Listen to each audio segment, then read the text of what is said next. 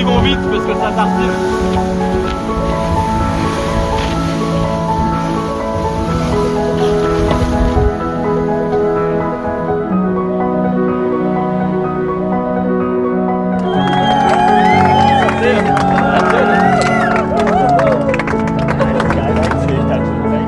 Au début ça a piqué un peu, on s'est fait un peu cueillir à froid dans la Manche aussi, il y a eu des conditions dans le Cotentin là, de mer qui étaient quand même assez bizarres.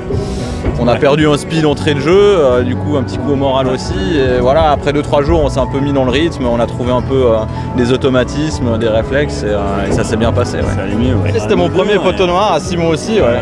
Je pense qu'on a été bisuté dans les règles de l'art quand même, parce que c'est passé à gauche, à droite, devant, et nous on y est resté 3 jours, donc c'était un peu frustrant quoi. On était vraiment...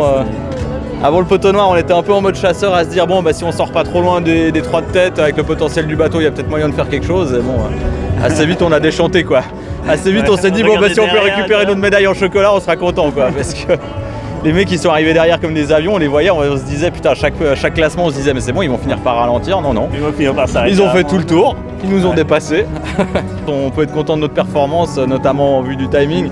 Après ce bateau, je trouve qu'il aurait mérité peut-être mieux quoi, mais bon. Il y en aura d'autres, il y en aura d'autres.